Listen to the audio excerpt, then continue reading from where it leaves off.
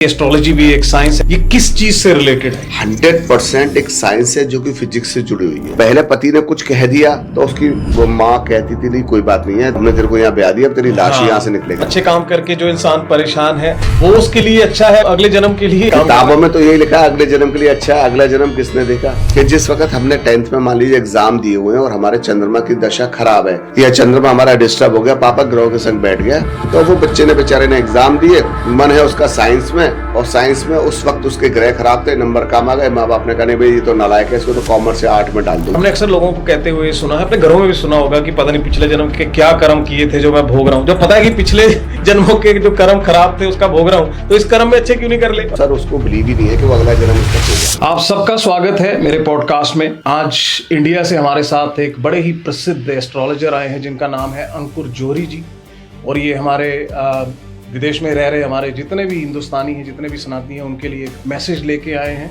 तो सबसे पहले तो मैं अंकुर जोरी जी का स्वागत करूंगा अपने पॉडकास्ट पे। अंकुर जी स्वागत है आपका। Thank you very much. पहले ये बताइए कि न्यूजीलैंड आपको कैसा लग रहा है? बहुत सुंदर। क्या अच्छा लगा आपको न्यूजीलैंड? सब कुछ अच्छा लगा, वेदर बहुत अच्छा है, सड़कें बहुत अच्छी है, लोग बहुत अच्छे हैं। पहली बार आए हैं न्यूजीलैंड? पहली बार आई, केम फर्स्ट टाइम है। तो ये शॉर्ट जो स्टे आपका रहा है, कैसा एक्सपीरियंस रहा है? फिर आएंगे? फिर बिल्कुल जरूर आना है, जब बार बार आना है। तो देखिए कुछ दिन यहाँ पर ये रहे हैं, इनका ओकलैंड में न्यूजीलैंड में इंटरेस्ट बना है, उम्मीद है कि ये फिर आएंगे, लेकिन आपके साथ वार्तालाप करते रहेंगे क्योंकि आजकल टेक्नोलॉजी का ज़माना है। सिंपल फ़ोन कॉल पे आप किसी को भी कांटेक्ट कर सकते हैं, दुनिया के किसी भी कॉर्नर पे अगर आप रहते हैं। इस वीडियो में हम अंकुर जी से समझने की कोशिश करेंगे। आपने देखा होगा सोशल मीडिया पे हर जगह ट्रेंड है कि न्यूमरोलॉजी, एस्ट्रोलॉजी, ऐसी साइंस जो है ये बहुत ज़्यादा प्रसिद्ध हो रही हैं, बहुत ज़्यादा लोग इनके बारे में जानना चाहते हैं। तो आज जिस टॉपिक पे हम बात करें अंकुर जी से वो है एस्ट्रोलॉजी। तो अंकुर जी सबसे पहले हमारी जनता को ये बताइए कि बाकी साइंस की तरह ऑब्वियसली एस्ट्रोलॉजी भी एक साइंस है, एक विद्या है, ये किस चीज से रिलेटेड है? सर पहली बात तो ये मान के चलिए आजकल लोग क्या करते हैं, ये 100% एक साइंस है जो कि फिजिक्स से जुड़ी हुई है। राइट। लोग इसे पावर्स में, तंत्र मंत्र में और अपनी तरह से कहते हैं कि चमत्कार के रूप में लेते हैं, बट ये चमत्कार नहीं है। ये 100% एक आर्ट है जो कि फिजिक्स से जुड़ी है। ये सारी बेस्ड है चंद्रमा पे, सूर्य पे, शनि पे, राहु पे, केतु पे। 7 टोटल 9 ग्रह होते हैं जिसमें कि 7 ग्रह होते हैं जो दिखते हैं, 2 ग्रह होते हैं राहु केतु जो नहीं दिखते हैं। राइट। तो ये ग्रह से डिपेंड करता है सारी चीजें। जिस वक्त आप जन्म लेते हैं, जन्म लेते समय आपको एक बर्थ चार्ट बन जाता है। राइट। वो आपके स्टार वहां फिक्स्ड हो जाते हैं। राइट। उसके बाद किसी कुंडली के अंदर कोई ग्रह अच्छा होता है, कोई ग्रह खराब होता है, किसी में ग्रह ज्यादा खराब है, किसी में ग्रह कम खराब है। राइट। तो उसी हिसाब से आपको बर्थ चार्ट बन गया। लेकिन उनका फल कैसे मिलेगा? बर्थ चार्ट तो एक बार फिक्स हो गया, तो ऐसा होता है नहीं जो फिक्स हो गया अगर आप बुरी महादशा में पैदा हुए तो बुरा ही होता रहेगा, या अच्छी में पैदा हुआ तो अच्छा होता रहेगा, नहीं, फिर चेंजेस आते हैं। Right. हर ग्रह की एक महादशा आती है, उसका टेन्योर होता है। Right. कुछ टेन्योर पूरा करने के बाद किसी का बृहस्पति अच्छा है, वो जन्म उसका बृहस्पति में हुआ तो बचपना उसका बहुत अच्छा जाएगा। फिर बृहस्पति के बाद कोई दूसरा ग्रह शनि आ गया, मान लीजिए वो खराब हुआ तो खराब जाएगा। तो ऐसे ही ग्रह चेंज होते रहते हैं, आदमी को उसके कर्मों का जो फल है वो मिलता रहता है। वो मिलता है ग्रह को हिसाब से, राइट, जो उसके कुंडली चार्ट में बने हुए हैं, बट वो स्टार चेंज होते रहते हैं। राइट। ऐसा नहीं है एक अच्छा समय आ गया तो हमेशा बना रहेगा, या बुरा समय आ गया तो हमेशा बना रहेगा। ये तो एक साइकिल का चक्र है। बिल्कुल। पहले पैडल नीचे आएगा, फिर धीरे धीरे ऊपर आएगा, फिर ऊपर आ जाएगा टॉप पे, तो फिर वो नीचे जाना शुरू होगा। तो हमारी ऑडियंस में अगर किसी ने कुंडली बनाई ही नहीं है जन्म के टाइम पे, हाँ, तो कोई दिक्कत नहीं, आराम से बन जाएगी। केवल डेट ऑफ बर्थ चाहिए, टाइम ऑफ बर्थ चाहिए और प्लेस ऑफ बर्थ चाहिए, आराम से बन जाती है। तो जिनकी कुंडली नहीं है, जिन्होंने कुंडली अभी तक नहीं बनाई है, ऑब्वियसली हम आपके साथ डिटेल्स अंकुर जी की शेयर करेंगे, आप उनको कांटेक्ट कर सकते हैं और ये बेसिक इंफॉर्मेशन देके आप अपनी कुंडली बना सकते हैं। क्योंकि ध्यान रखिए, जरूरी नहीं कि बचपन में जो पैदा होते हैं आपके जो भाग्य में लिख दिया वही हमेशा होता है। कई बार कर्मों के हिसाब से भी आपको फ्यूचर में सक्सेस मिलती है जब आप थोड़े से एज्ड हो जाते हैं। तो ये मौका मत मिस करिएगा, हो सकता है अभी भी कुंडली बना लें। There are so many things which will lead to your success। Ankur ji, main जो 4 जो मैंने टॉपिक देखे हैं जी, जो चाहे न्यूमरोलॉजी हो, एस्ट्रोलॉजी हो या कोई भी ऐसा ज्ञान या विद्या हो, लोग 4 सवालों के जो जवाब है वो जानना चाहते हैं। एक वो हेल्थ से रिलेटेड चाहते हैं, दूसरा वेल्थ से रिलेटेड चाहते हैं, तीसरा वो करियर से चाहते हैं और चौथा मैरिज से। इसके अलावा कोई 5वां मुद्दा आपको लगता हो? देखिए सबसे पहले तो हम हेल्थ पे ही डिसाइड करते हैं। Okay. Health is very important, क्योंकि जब हम स्वस्थ नहीं होंगे, हम लोग हेल्दी नहीं होंगे तो हम काम कैसे करेंगे? बिल्कुल। तो देखिए हेल्थ एक बहुत इंपॉर्टेंट मुद्दा है। ये डिपेंड करता है आपके बर्थ चार्ट में कि आपका जो लग्नेश और अष्टमेश की पोजीशन है वो क्या है। ओके, सबसे पहले राइट, वो किसी के संग बैठे हैं, ओके, वो अच्छे बैठे हैं, खराब बैठे हैं, नीच के बैठे हैं या उच्च के होके बैठे हुए हैं। ओके, उसके बाद फिर हम ये डिसाइड करते हैं कि D9 में, D9 like a CT scan of और एस्ट्रोलॉजी। ओके, तो हमने एस्ट्रोलॉजी में देखा D9 में उसका अष्टमेश या उसका लग्नेश कहाँ बैठ गया, किसके साथ बैठा है। ओके, उसके बाद फिर ये देखते हैं कि इस वक्त गोचर में, गोचर जैसे जो स्टार आप जैसे मान लीजिए आप 85 बोर्न है, उस टाइम आपका बृहस्पति मकर का था यानी नीच का था, राइट, लेकिन आज अगर हम देखें तो आज मिथुन का बृहस्पति है। तो अब डिपेंड करेंगे, अगर हमें किसी की हेल्थ को लेकर प्रॉब्लम है, तीनों चीज डिस्कस करनी पड़ेगी, लग्न में, D9 में और वर्तमान में। उसके बाद हम डिसाइड कर सकते हैं। ओके, और ये निश्चित तौर पे मानिएगा एस्ट्रोलॉजी एक ऐसी आर्ट है कि आपको डॉक्टर के पास यदि आप जाएंगे तो डॉक्टर को आपको बताना पड़ेगा I have this type of problem. Yes, but हमारी एस्ट्रोलॉजी ऐसी है, अगर एक अच्छा एस्ट्रोलॉजर है वो एक छोटा सा डॉक्टर भी होता है, हमारे यहाँ पढ़ाया जाता है शुरू से ही Okay. कि शरीर के किस अंग में बीमारी आ रही है, वो बीमारी पहले से हम लोग डायग्नोज करते हैं, बताते हैं इस अंग में बीमारी है, इसको जाइए, इसकी तैयारी पहले से कीजिए। Precaution is better than cure. True. और फिर हम जो ग्रह हमारा खराब होता है उसको हम दान करके डाउनफॉल कराते हैं, जो ग्रह हमारा पावरफुल होता है उस ग्रह के हम स्टोन पहना के पावर देना शुरू कर देते हैं। दैट इज अ सिंपल फंडा। जैसे डॉक्टरों में क्या करते हैं, बीमार है तो जो बीमारी है उसके लिए एंटीबायोटिक दी और फिर वो खाने के लिए दवा देते हैं जिससे कि वो आदमी अपनी इम्यूनिटी को स्ट्रॉन्ग कर सके। यही एस्ट्रोलॉजी का फंडा है। बेसिकली आप कह रहे हैं कि अगर डॉक्टर के पास कोई सही टाइम पे नहीं जाता है इलाज कराने तो धीरे धीरे सिचुएशन वर्स होती जाती Exactly. है। वैसे ही अगर एस्ट्रोलॉजर्स को कुंडली या ऐसी चीजें नहीं दिखाई जाए वक्त पे तो it can lead to your downfall. Exactly बहुत सारे लोग आते हैं मेरे पास, मैं लोगों को बताता हूँ, टेस्टिंग बताता हूँ, आप ये टेस्ट कराइए, अपनी बॉडी का पार्ट का ये कराइए, और विश्वास कीजिए वो सारी चीजें निकलती हैं और वो लोग बच जाते हैं। Okay, well that's good. अगर आपको लग रहा है कि आपके हेल्थ इश्यूज ऑनगोइंग है और ये रुकने का नाम नहीं ले रहे हैं एंड डॉक्टर को भी आप रेगुलर दिखा रहे हैं लेकिन फिर भी कोई चीज असर नहीं कर रही है, तो पॉसिबिलिटी है कि आप, हो सकता है आप अपनी कुंडली दिखाइए किसी एक्सपर्ट को, they can identify. It is not possibility, it is 110% possibility. Okay, okay, but बताने वाला सही होना चाहिए, करने वाला सही होना चाहिए, क्योंकि कुछ चीजें इसमें हल्की फुल्की टिपिकल होती है, छोटी मोटी चीजें होती है जो आदमी कर नहीं पाता है। राइट, हाँ, बट हम जो एस्ट्रोलॉजी करते हैं बहुत इजी वे वाली एस्ट्रोलॉजी करते हैं। Right, okay. वेल, दूसरा हमारा जो मुद्दा है आज का, ये दूसरा जो टॉपिक हम लेंगे, जो बहुत सारे लोग एस्ट्रोलॉजी, न्यूमरोलॉजी, वास्तु, इन सब चीजों को दिमाग में रखते करते हैं, वो है करियर। कि हमारा करियर सही फील्ड में है, हमारा करियर क्यों डगमगा रहा है, क्या हमें सक्सेस मिलेगी in the field that we are in. तो एस्ट्रोलॉजी में करियर भी देखा जा सकता है? करियर 100% देखा जा सकता है। ओके, देखिए करियर क्या है, आज के टाइम में करियर जो डिपेंड करता है वो सारा डिपेंड करता है केवल और केवल एजुकेशन पे। यस, 99.99% लोग अपना जो उनके अंदर हुनर होता है, जो एजुकेशन स्किल्स होती है, उसी से वो लोग पैसा अर्न करते हैं। यस, तो हमको एजुकेशन देखने के लिए 5th हाउस को देखना बहुत जरूरी है। ओके, सबसे पहले हमको ये देखना होता है, देखिए हमारे एक नॉर्मल फॉर्मूला होता है कि 5th हाउस का जो कारक होता है वो होता है बृहस्पति है, गुरु, जुपिटर। राइट, लेकिन वो हर कुंडली में किसी में कारक और स्वामी एक हो सकते हैं, बट ज्यादातर अलग अलग होते हैं। जैसे मान लीजिए मीन लग्न की कोई कुंडली है, उसमें कारक तो बृहस्पति हो गया एजुकेशन का, बट एजुकेशन का लॉर्ड हो गया वो चंद्रमा हो गया। अब हमको सबसे पहले चंद्रमा को देखना है कि where is the Chandrama, where is the moon. Moon अच्छे ग्रहों के साथ बैठा है, खराब ग्रहों के साथ बैठा है, अच्छी पोजीशन में बैठा है, राजलक्ष्मी योग या क्या नाम है गज के श्री योग बना रहा है, तो उस पर डिपेंड करता है। कई बार क्या होता है कि जिस वक्त हमने 10th में मान लीजिए एग्जाम दिए हुए हैं और हमारे चंद्रमा की दशा खराब है या चंद्रमा हमारा डिस्टर्ब हो गया, पापा ग्रहों के संग बैठ गया, तो वो बच्चे ने बेचारे ने एग्जाम दिए, मन है उसका साइंस में, और साइंस में उस वक्त उसके ग्रह खराब थे, नंबर कम आ गए, माँ बाप ने कहा नहीं भाई ये तो नालायक है, इसको तो कॉमर्स से आर्ट में डाल दो। ये गलत है। लाइन वही डिसाइड करनी चाहिए। फिर मैं वही कहूंगा, सबसे पहले देखिए उसका एजुकेशन का लॉर्ड लग्न में कहाँ है, कौन देख रहा है, किसके साथ बैठा है, अच्छा है, बुरा है, अकेला है, खाली है। फिर उसको D9 में देखिए, D9 में वो कहाँ बैठा है, कौन उसको देख रहा है। फिर इस वक्त गोचर में देखिए, अगर हम लॉन्ग टर्म में अगर हम उसके संग मेहनत करें तो बच्चे का करियर सेट किया जा सकता है। मैंने बहुत हजारों बच्चों को, मैंने साइंस लेने जा रहे थे, मैंने उनको आर्ट्स में या कॉमर्स में या बायोलॉजी में उनको मैंने डाइट किया, या किसी को भाई आप इंटीरियर डेकोरेटर करो, आपका माइंड क्रिएटिव है, आपका पंच में शुक्र है, बहुत एडवांस है, फाइनेंस में जाओ, इंटीरियर डेकोरेटर करो या CA बनो। बहुत सारे बच्चों की लाइन चेंज हुई और वो हैं।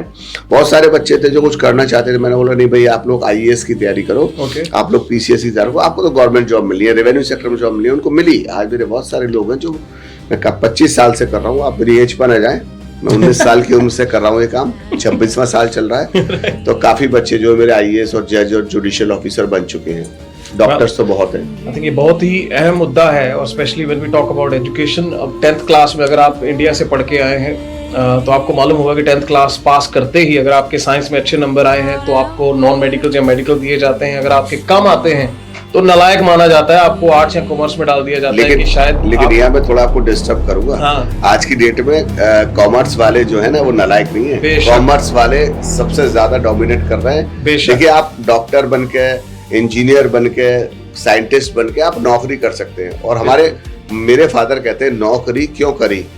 आप कॉमर्स है, अपने फाइनेंस को करके, बिजनेस को स्टार्ट करके आप बहुत सारे लोगों को नौकरी दे सकते हैं।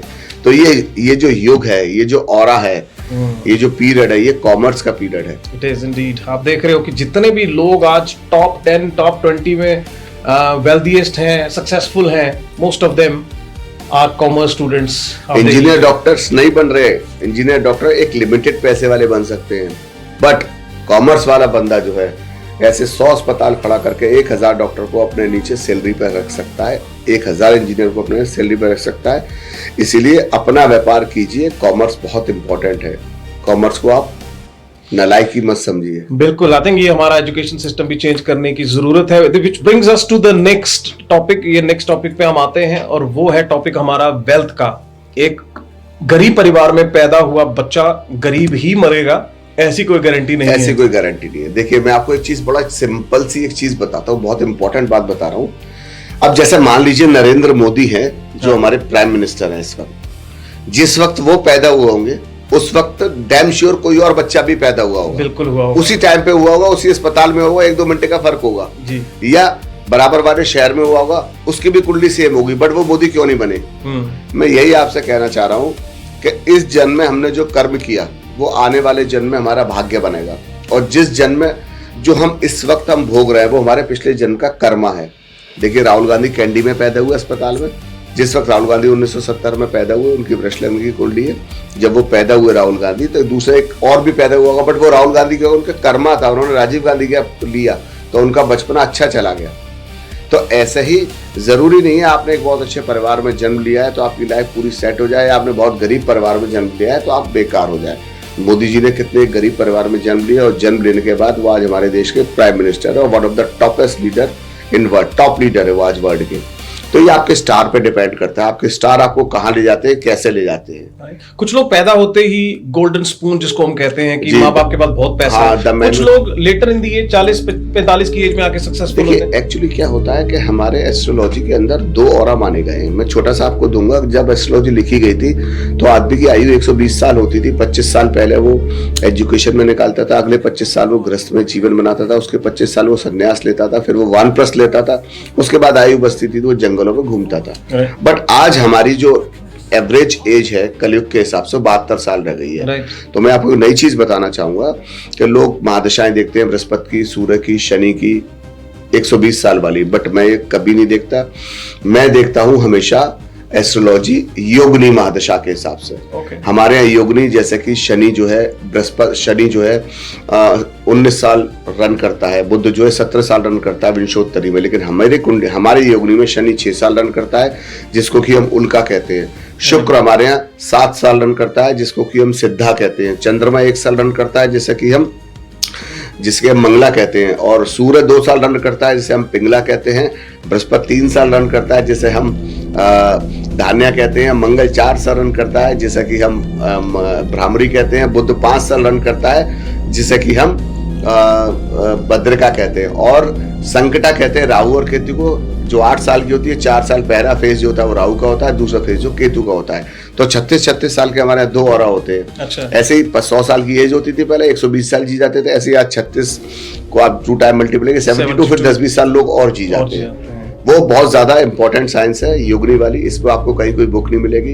एक सेल्फ स्टडी है, मेरी गुरु थी जिन्होंने मुझे सिखाया। अच्छा। इसलिए मैं जानता हूँ ये उत्तराखंड और नेपाल के राजघराने में चलती है, इसलिए आर्ट मेरी गुरु वहाँ की थी, इसलिए उन्होंने मेरे को सिखाया। और आज मैं आप लोगों के सामने हूँ। बहुत शुक्रिया जी आपका। आपने जैसे मेंशन किया कि पहले 25 साल के बाद आदमी गृहस्थी की तरफ लग जाता है। That brings me to next topic. अगला जो टॉपिक है हमारा वो सर सनातन में होता था, कलयुग में, वो सनातन में, अब कलयुग में नहीं होता। कलयुग में तो लड़का 18 साल का वोट डालना शुरू कर देता है जी। पहले बच्चे आप देखिए ना, अपने बच्चों को अपने माँ बाप भेज देते थे राजकुमारों को पढ़ने के लिए। वो जंगल में रह रहा है, वो जंगल में किसी को सांप ने खा लिया, मर गया, कोई इशू करने वाला नहीं था। आज आपका बच्चे को अपने संग रख रहे हैं, टीचर ने अगर हाथ भी लगा दिया आप उसको मारने पर तैयार हो जाते हैं। गुरु की महत्व तो रहा ही ना, वहाँ गुरु का महत्व बहुत था। उस टाइम पे गुरु भी बड़े अच्छे थे मेरे ख्याल में। अब गुरु भी कुछ हम देख रहे हैं सोशल मीडिया पे दिखा रहे हैं। उस टाइम जिस वक्त सनातन ये जो एस्ट्रोलॉजी बनी थी, संसार बना था, तब गुरु को महत्व दिया जाता था। आदमी संस्कारी हो, आदमी ऐब ना करता हो, पराई स्त्री को ना देखता हो, झूठ ना बोलता हो। लेकिन ये शुक्र का समय है सर। आदमी शराब पीता हो डजंट मैटर, आदमी चरस पीता हो डजंट मैटर, बट पैसे वाला होना चाहिए। शुक्र लग्जरी, ये शुक्र का हो रहा है। ये कलयुग जो है शुक्र प्रधान है। आदमी के अंदर सारे ऐप है, but he is a millionaire. सब ऐप ढकेगा, पैसे वाला नहीं करेगा तो कौन करेगा यार? ऐप तो पैसे वाले करते हैं ना। गरीब का बच्चा अगर बियर पी ले, देखो कैसा काम खराब करो। शराब, और पैसे वाले का शराब पी ले, अरे यार ये नहीं पिएगा तो कौन पिएगा? तो ये शुक्र का टाइम है ये।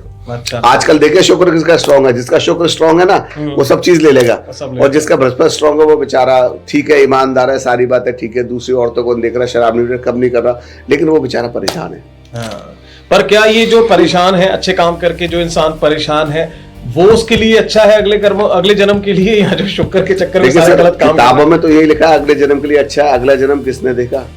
हम तो बस जो इस वक्त जी रहे हैं उस जन्म की बात कर सकते हैं। तो इस टाइम में तो शुक्र का बढ़िया होना बहुत जरूरी है। और हमने अक्सर लोगों को कहते हुए सुना है, अपने घरों में भी सुना होगा कि पता नहीं पिछले जन्म के क्या कर्म किए थे जो मैं भोग रहा हूँ। जो पता है कि पिछले जन्मों के जो कर्म खराब थे उसका भोग रहा हूँ, तो इस कर्म में अच्छे क्यों नहीं कर ले? नहीं सर, वो सर उसको बिलीव ही नहीं है कि वो अगला जन्म उसका होगा। आजकल आदमी सुबह से लेकर शाम तक, आप हो चाहे मैं हूँ, कई बार अननेसेसरी झूठ बोलना पड़ जाता है। मोबाइल पे देख लीजिए, किसी से काम है, कहा है, बोले यार मैं आउट ऑफ टाउन हूँ। आदमी झूठ बोल देता है ना, वो झूठ तो कनेक्ट हो गया ना, हमारा एक जुड़ गया खाते के अंदर।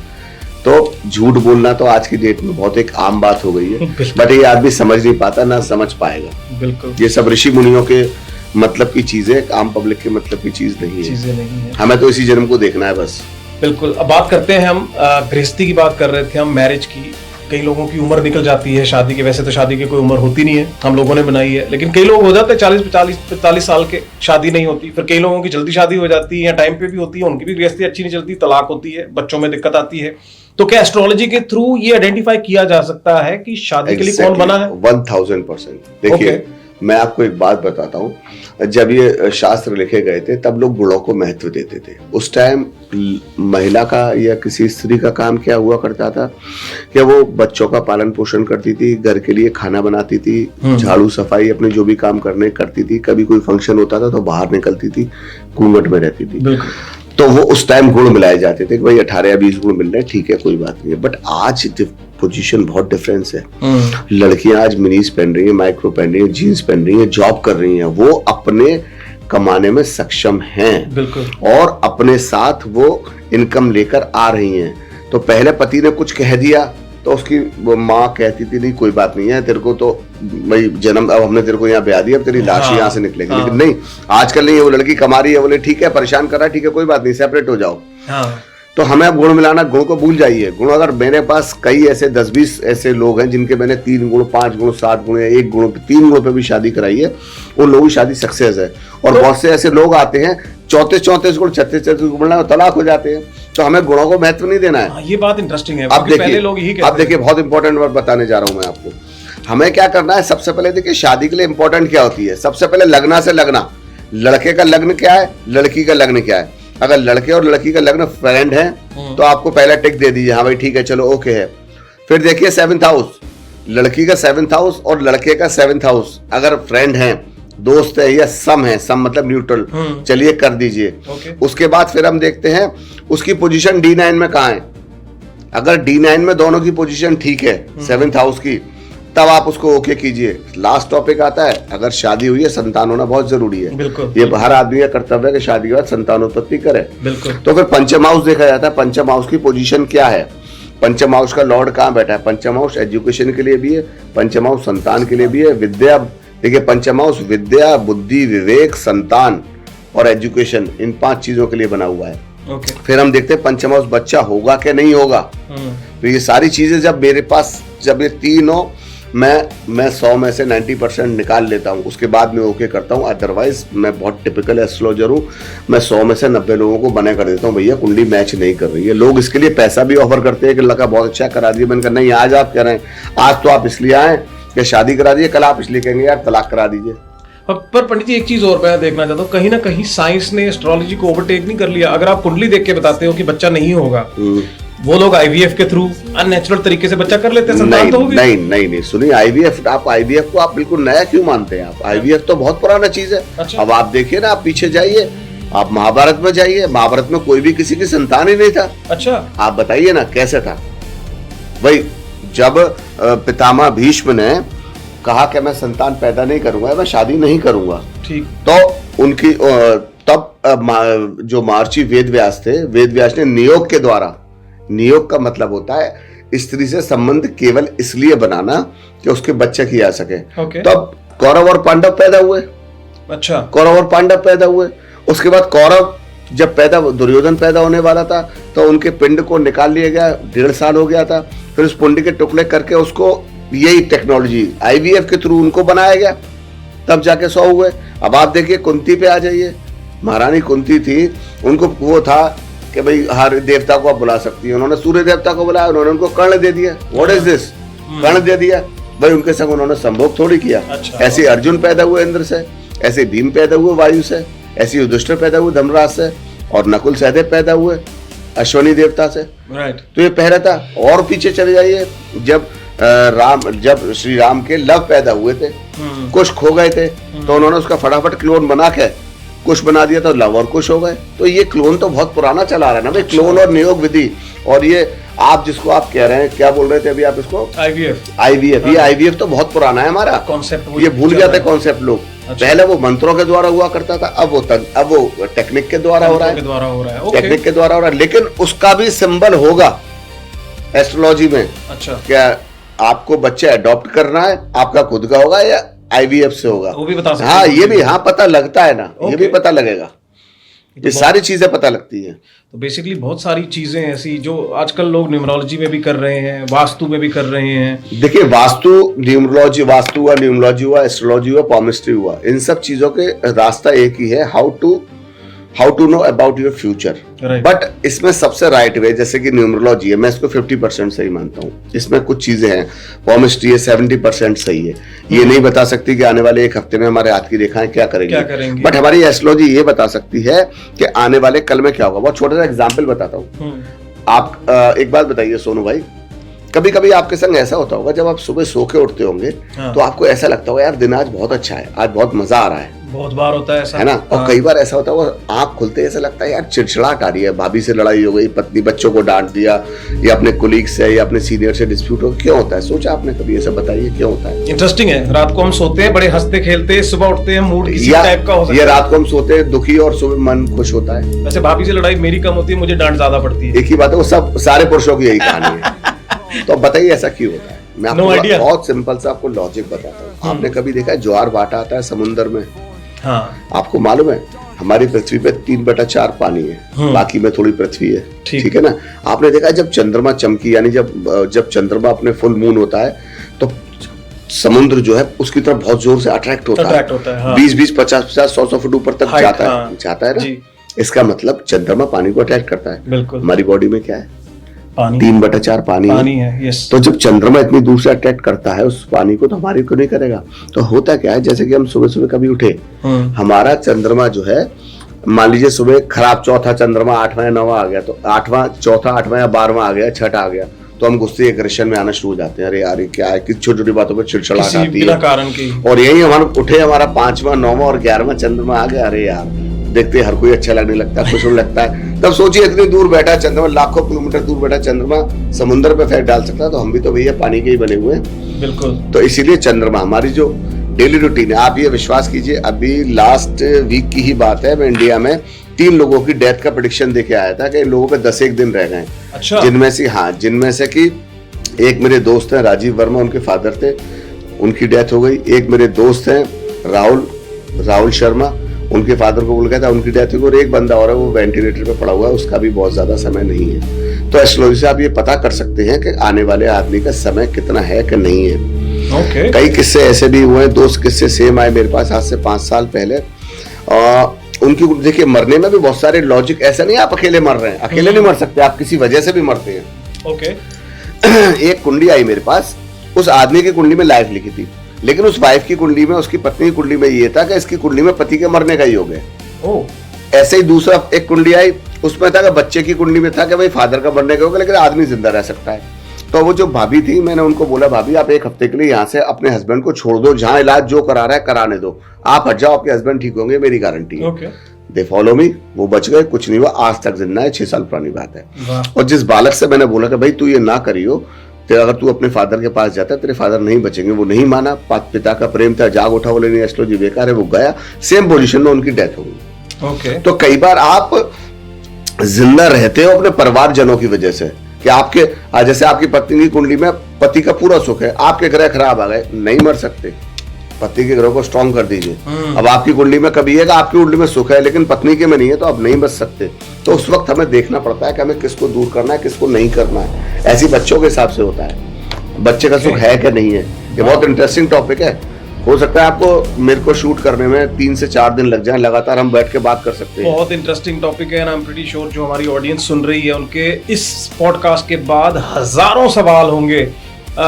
उनको इस पॉडकास्ट में हम कवर तो नहीं कर पाएंगे, लेकिन इन सिंपल भाषा में मैं जनता को बता देता हूँ कि एस्ट्रोलॉजी भी अपने आप में एक विद्या है, साइंस है, जो आपकी हेल्थ के बारे में बता सकती है। टेक्निकल साइंस है, टेक्निकल साइंस, कोई जादू नहीं है, कोई चमत्कार नहीं है, कोई बाबाजी, कोई सब बाबाजी कुछ नहीं है, सिर्फ एक टेक्निक है। हमारी जो साइंस है वो डिपेंड करती है रेस पे। जैसे मेरा मोबाइल है, मेरे मोबाइल में किसी भी चीज की सिम है, इतने सारे वो चल रहे हैं नेटवर्क, लेकिन मेरी सिम अपनी ले रही है ना। ऐसे ही हम लोग जेम्स से करते हैं, जैसे नीलम हुआ, पुखराज हुआ, पन्ना हुआ, मालिक हुआ, किसी का पॉजिटिव हमने उसकी रेज अट्रैक्ट करी, नीलम पुखराज ने उसको अट्रैक्ट करी और बॉडी के अंदर उसके फ्लो में डाल दिया, वो पॉजिटिव हो गया। तो ये सब रेस का कमाल है, सब all are based on technology, कोई जादू नहीं है, कोई चमत्कार नहीं है। और ना ही मैं आपको बता दूं कि मैंने अब तक ना आगे जाके कोई भी अंधविश्वास को मैं बढ़ावा देता हूं अपने चैनल पे। मानने वाले के लिए पत्थर ही शिव हैं, और जिसके नहीं मानना है उसके लिए महज एक पत्थर है। एस्ट्रोलॉजी, न्यूमरोलॉजी, वास्तु, ये सारी चीजें उन लोगों के लिए हैं जो बिलीव करते हैं इन चीजों में। अगर आपको इन चीजों में बिलीव नहीं है, आपको कोई जरूरत नहीं है वक्त जाया करने की। जो लोग बिलीव करते हैं, नहीं, मैं तो एक बात जरूर चाहूंगा, मैं कुछ ऐसे नास्तिक लोग जो बिल्कुल ना मानते हो भगवान को, जो बिल्कुल ना मानते हो एस्ट्रोलॉजी को, मेरे से जरूर कॉन्टेक्ट करें, मैं कोशिश करूंगा, शायद मेरे प्रयास सफल हो। बिल्कुल, आप सुन लिया आपने, आपको डिटेल्स ही बहुत जल्दी मिल जाएंगी जहां पर आप कांटेक्ट कर सकते हैं। अंकुर जी 1-2 दिन के लिए यहाँ पर हैं, उसके बाद ये वापस चले जाएंगे इंडिया, लेकिन फोन नंबर पे आप कभी भी इनको कांटेक्ट कर सकते हैं, इनकी टीम को ईमेल भी कर सकते हैं। लेकिन अब लास्ट में मैं अंकुर जी को बोलूंगा कि आप अपनी डिटेल्स जो हैं आप हमारी ऑडियंस के साथ शेयर कर दीजिए कि कहां पर वो आपको कांटेक्ट कर सकते हैं। एग्जैक्टली, आप मेरा मोबाइल नंबर नोट कर लीजिए। मेरा मोबाइल नंबर है 9897008006 एंड सेकंड वन इज 9027878836। आप चाहें आप नॉर्मल कॉल पे कॉल कर लें या व्हाट्सएप कॉल पे कॉल कर लें, मैं आपके लिए 24/7 अवेलेबल रहूंगा। डजंट मैटर मैं इंडिया में हूँ, न्यूजीलैंड में, ऑस्ट्रेलिया में हूँ, जब भी आप कॉल करेंगे मैं आपको बताऊंगा। बट बात करने से पहले अपना बर्थ डिटेल्स मेरे को भेज दीजिए, like date of birth, time of birth, place of birth, और कुछ समय दीजिएगा मेरे को, आधा घंटा, 1 घंटा या 2 घंटा, मैं आपको एक टाइम दूंगा, उस टाइम के हिसाब से मैं आपसे डिस्कशन करूंगा। और अंकुर जी की यहाँ जान पहचान के लोग भी हैं ओकलैंड में, इसलिए उनको मिलने आए हैं। इस बार तो मेरे को वक्त नहीं मिला इनसे मिलने का, अदरवाइज हम लोग कुछ हफ्ते पहले पॉडकास्ट बना देते, जब ये यहाँ पर थे उस हफ्ते में आप लोगों की अपॉइंटमेंट करा सकते थे। पर नेक्स्ट टाइम अगर आप लोग इंटरेस्टेड होंगे तो आप कांटेक्ट कर सकते हैं, बताइएगा जब ये नेक्स्ट टाइम आए तो आप लोगों के साथ रूबरू इनकी मुलाकात करा देंगे। क्योंकि ये चीजें अगर सामने पड़ी हो, जैसे कुंडली भी किसी की हो, तो ये पर्सनलाइज एडवाइस देना ज्यादा बेटर होता है रादर देन। और एक बात और बताना चाहूंगा, आप लोग मुझे आराम से फोन कर सकते हैं, मेरी कोई फीस नहीं है, ये मेरा शौक है। आपके लिए कोई फीस, किसी के लिए भी कोई फीस नहीं है, 0 पैनी, 1 रुपया नहीं देना किसी भी चीज के लिए। आपके लिए कंसल्टेंसी 100% फ्री है। लीजिए, इससे ज्यादा क्या चाहिए। आपके पास कांटेक्ट डिटेल्स भी आ गई हैं, अब आपको एस्ट्रोलॉजी के बारे में थोड़ा ज्ञान भी हो गया। वैसे भी आप पॉडकास्ट पे सारी चीजें सुनते रहते होंगे, but seems like Ankur ji realistic बात करते हैं, लोगों को डराने की कोशिश नहीं करते हैं कि ये होगा तो वो हो जाएगा। अगर आप इंटरेस्टेड है टू अंडरस्टैंड कि आपके भाग्य में, आपकी कुंडली में क्या है, या फिर कुंडली में वो चीजें जो आप अभी तक नहीं उपलब्धि हासिल कर पाए हैं, because you might have to do some changes, थोड़ी सी बदलाव अपने बिहेवियर में या अपनी दिनचर्या में करके अगर आपको सक्सेस मिलती है तो शायद उसके बारे में भी अंकुर जी बता देंगे। अंकुर Exactly. जी बहुत बहुत शुक्रिया आपका, पहले तो ऑकलैंड न्यूजीलैंड की धरती पे आने के लिए, और बहुत सुंदर जगह आपकी। बिल्कुल hopefully will see you again, एक बार फिर आपसे मुलाकात होगी, और इस पॉडकास्ट के लिए भी बहुत बहुत शुक्रिया जी आपका, धन्यवाद। Thank you.